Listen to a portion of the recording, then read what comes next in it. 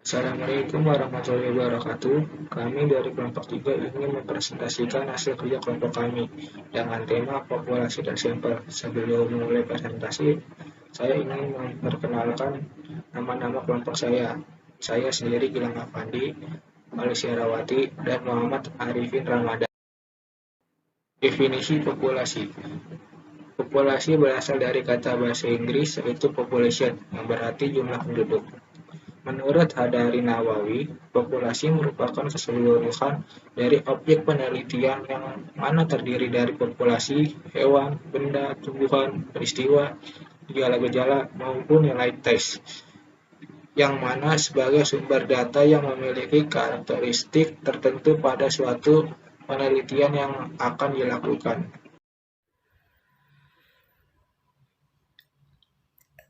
Jenis-jenis populasi. Jenis populasi terbagi menjadi dua, yaitu berdasarkan sumber data dan kompleksitas objek. Nah, untuk berdasarkan yang sumber data terbagi lagi menjadi dua, yaitu populasi terbatas dan tak terbatas. Untuk populasi terbatas yaitu populasi di mana memiliki batasan tertentu secara kuantitatif. Contohnya 5 juta guru pada awal tahun 1985 harus memiliki karakteristik masa kerjanya 2 tahun dengan program lulusan S1. Nah, untuk tak terbatas itu kebalikannya dari populasi terbatas. Untuk tak terbatas itu seperti maksudnya itu populasi itu di mana tidak memiliki batasan-batasan tertentu secara kuantitatif. Contohnya yaitu seperti guru di Indonesia.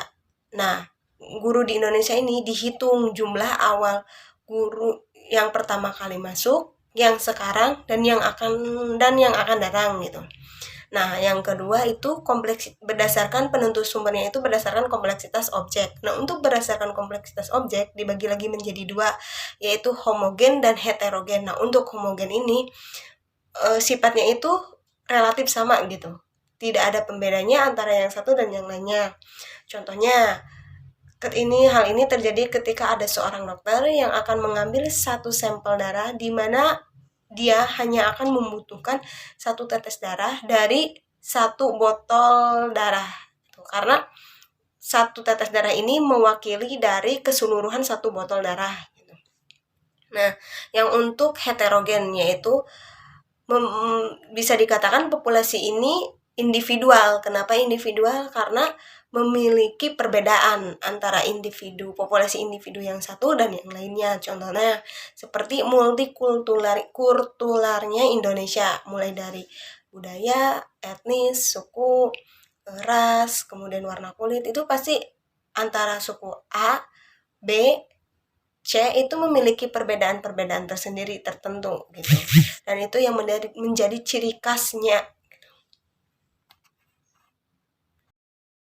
Definisi sampel. Sampel adalah bagian dari populasi yang diharapkan mampu mewakili populasi dalam penelitian.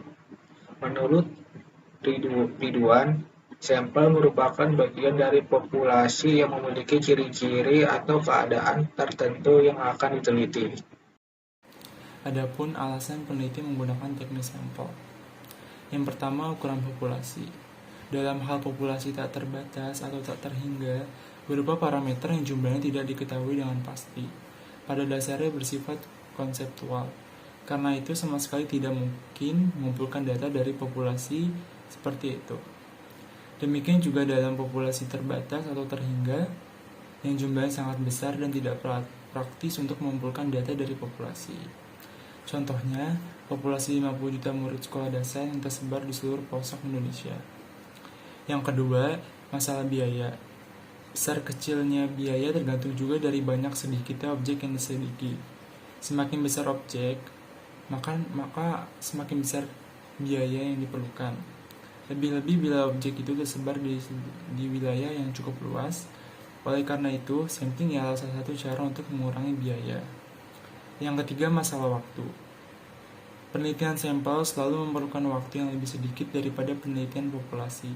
Sehubung dengan hal itu, apabila waktu yang tersedia terbatas dan kesimpulan yang diinginkan dengan segera, maka penelitian sampel dalam hal ini akan lebih cepat. Yang keempat, percobaan yang sifatnya merusak. Banyak penelitian yang tidak dapat melakukan pada seluruh populasi karena dapat merusak atau merugikannya. Misalnya, tidak mungkin mengeluarkan semua darah dari tubuh seorang pasien yang akan dianalisis keadaan darahnya. Juga tidak mungkin mencoba seluruh neon untuk diuji kekuatannya. Karena itu, penelitian harus dilakukan hanya pada sampel.